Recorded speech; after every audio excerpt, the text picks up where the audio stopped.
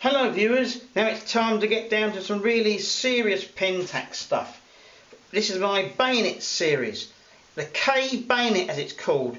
The KX model came out in 1975, only lasted a couple of years with some others, KM, K2, etc.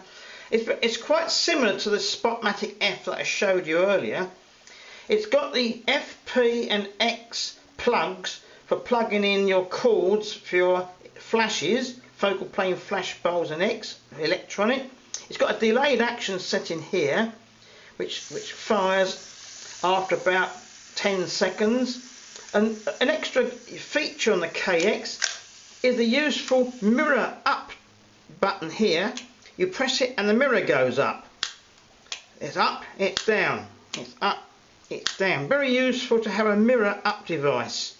On the top, it's quite similar to the Spotmatic F.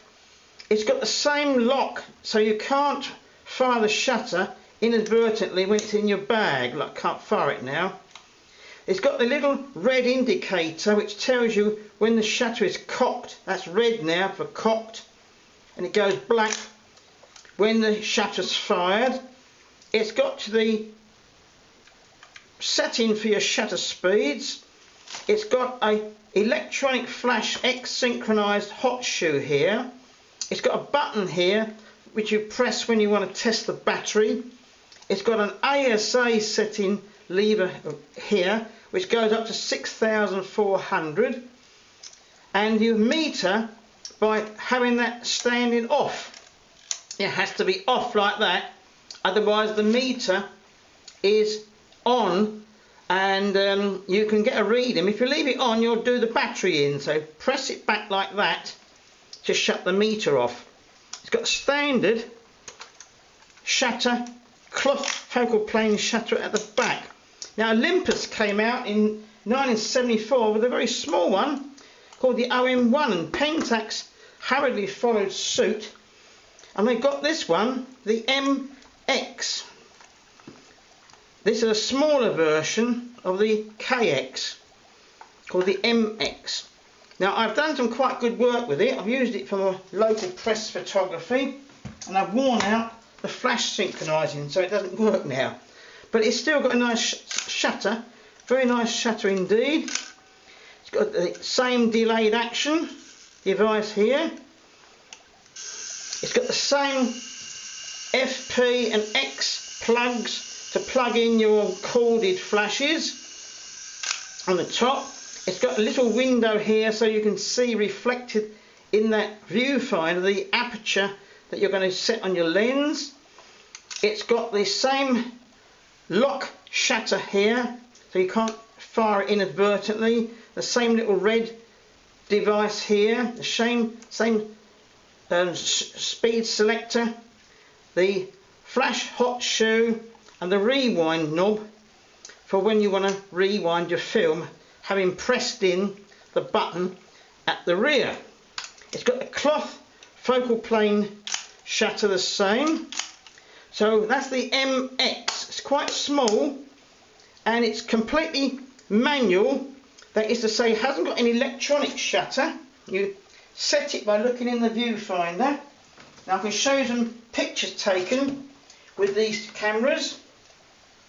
Here's some taken with the KX. See if we can get it which way round we got it. 1914. And then I'll show you one with the MX. There we are. There's a few here, some results. I always like to show some results just to prove I use them. There's some results with the KX. Taken on the left is a church in Chelmsford, Essex, and then there's some taken from a bluebell walk I organised for Brentwood Photographic Club. Now, the only MX one I could find at the time was an infrared one. This was taken on Kodak high-speed infrared film with a deep red filter. That's the Seven Sisters. Now, moving on from the MX, the Pentax Corporation started their electronic shutter cameras, and it brought out one called the ME. Now this is the ME that I have. I was given this body and I haven't got any results because there's a slight fault with the aperture ring here. It doesn't work terrifically well. But what is the difference between this and the MX? Well, it has a battery, of course, which would go in here. That powers an electronic shutter this time, which is vertically travelling. You've got an electronic shutter which will give you automatic exposures on the aperture priority system. So you set an aperture that you need and it will vary the shutter speed. If you run out of battery power, you've got one manual speed, press a little button here, which is 1/100th, which is the maximum flash synchronizing speed of the ME electronic shutter camera. You've got a ASA setting here. Here you have a exposure compensation device. If you turn it, you can increase or decrease the exposure according to the tonal values of your subject. Now this one has a bladed metal vertically travelling shutter. Put on brief time. Maybe it's open now. Now it's closed. Open and close. The next one I brought out was the ME Super. Now this is one that I've used a lot. The ME Super for professional work. A good old workhorse. And I've taken some of my best pictures with the ME Super. I've got several. This one has a winder attached. The ME Super has one up from the ME in that the plug is similar here for your electronic flash. Now there's no plug now for flash bulbs. Delayed action the same, but on the top you have a device where you can press buttons and choose shutter speeds that you want manually. If you press it to turn this to M, you can press a button and see in the viewfinder, which is very difficult to show, little red LEDs running up and down, and you can choose a 60th or 1000th or 2000th of a second. This one goes up to now, faster than the MX and the KX. It goes up to 2000th of a second. It's got the same ASA setting here. It's got the similar, or exactly the same compensation device here. Now what goes wrong with the ME Super, if you don't use it after a while, this underneath here gets a bit jammed up with condensation and you get some funny readings. So every so often clean it by turning it like that and you'll find it cleans. Now we can show you the action of the motor wind. We press it to S for single frame. There we are. Oh, that was on manual shutter. We have it on 125th. That synchronises at 125th now. That's very good because I like a fast flash synchronising speed. Now I've got some quite good results with the ME Super.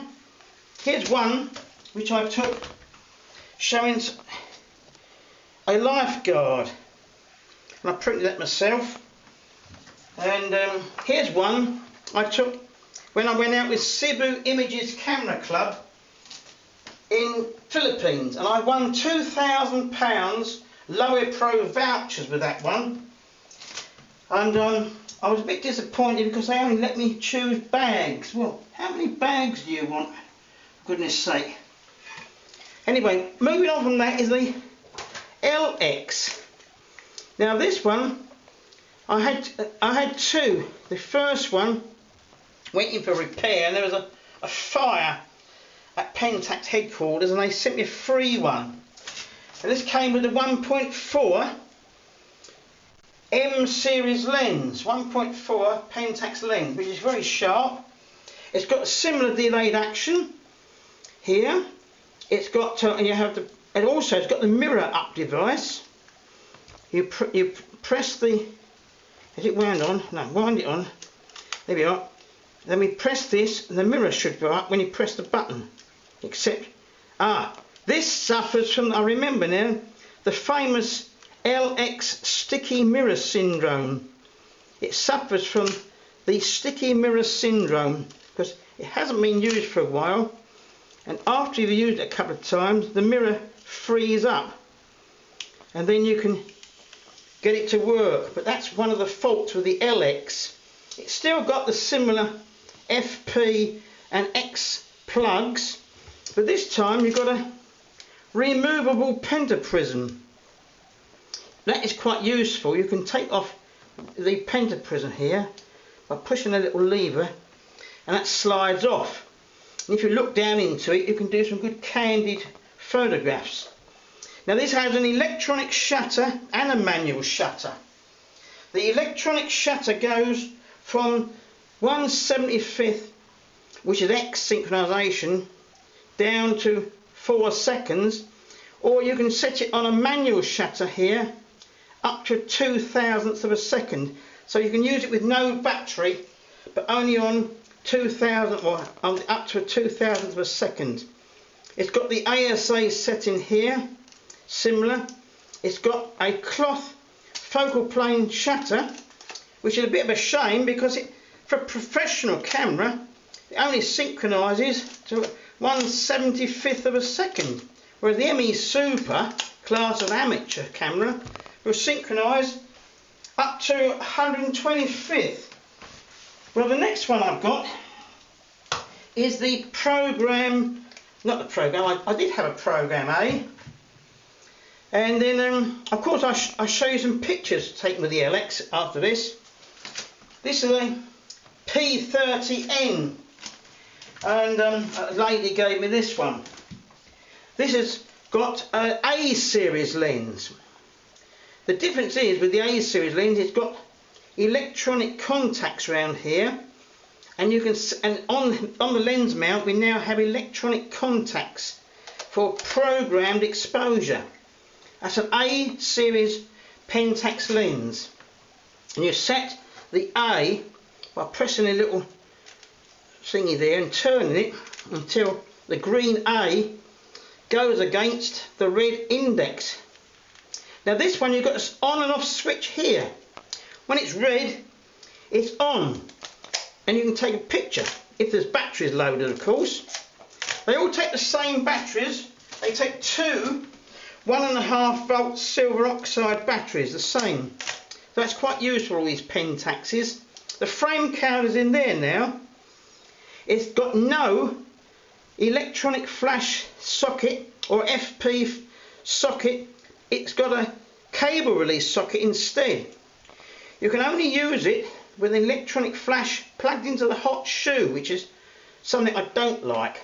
But here we have a mirror, a memory lock. That's right, you press that in and it will remember the settings of your camera if you're in a tricky lighting situation. It's got the shutter with a blade, vertically running shutter, and it didn't fire because I had it off. There we are. It's going now. I've done some quite good photos with that one as well. I'll see if I can show you some now with the LX and this one, which is a P30N. Now the LX one, here's one I took with the LX, and I won a Canon electronic typewriter with this in the UK Press Gazette competition many years ago. This is taken Steve Davis, the famous snooker player, taken with the mirror up and a 400mm lens. So it's absolutely quiet because it was being televised. That's Steve Davis. He's got less hair than that now. I think he's still got more hair than me. That is Steve Davis. Now the next one I've got should be the MZ series. Here we are, this is an MZ. I was given that by a gentleman who changed to a Nikon digital. and I've got better results with this than he ever got with his MZ5. This now is Autofocus, one of the Autofocus Pentaxes. It does work, it's amazing. I've never used autofocus before. And also it's got a built-in flash. Now on the top you've got setting for, you've got a lock again, so you can't inadvertently set it off. It's got totally battery controlled shutter speeds. However, you can press this button, you can set it to automatic aperture priority, and if you have your lens on A here, that will give you programmed automatic exposure. It will choose both the aperture and the shutter speed for you. It goes up to a 2,000th of a second. The flash synchronization is only 1/100th, however, not as good as the ME Super. You can change the exposure compensation here, and also you can change how the camera reads the subject. You can have it on spot, you can have it on center weighting, or you can have it on this multi thingy, whatever they call it nowadays. If you have a film nowadays, you've got DX coded contacts in here.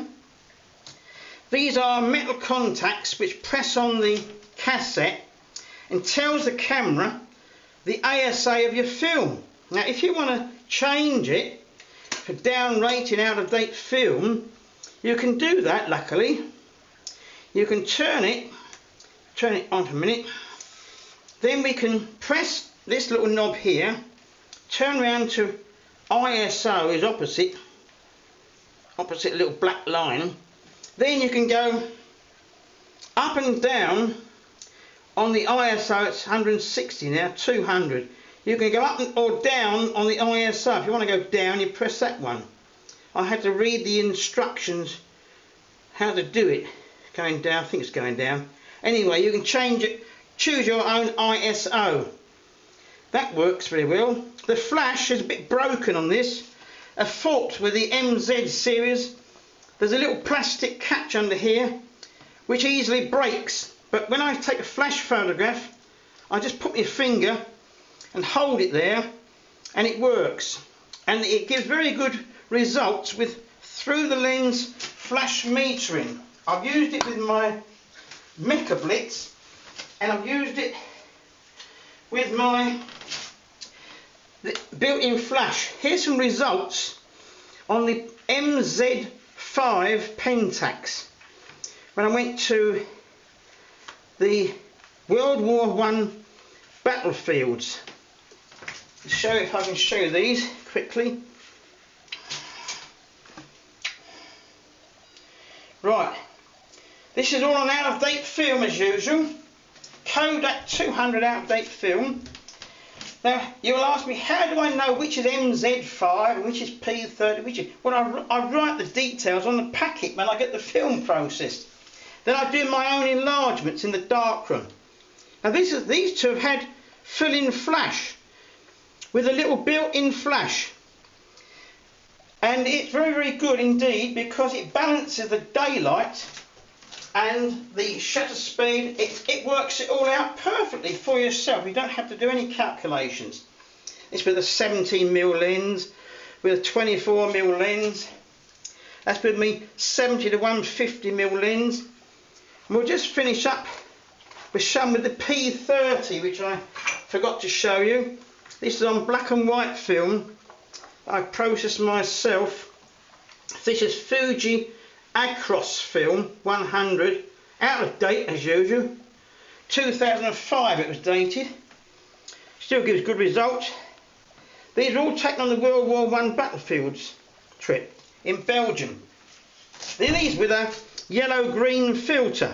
I'm going to do some exhibition prints of those. These are with flash, with my P30 with a Vivitar 283 flash held off camera. Now I think I've shown you my small collection of bayonet cameras, and I hope I haven't forgotten to show you the samples just to prove that I do use them and I don't keep them locked away in a cabinet. I hope you've enjoyed this quick dissertation onto the Pentax K bayonet series. Thank you for viewing.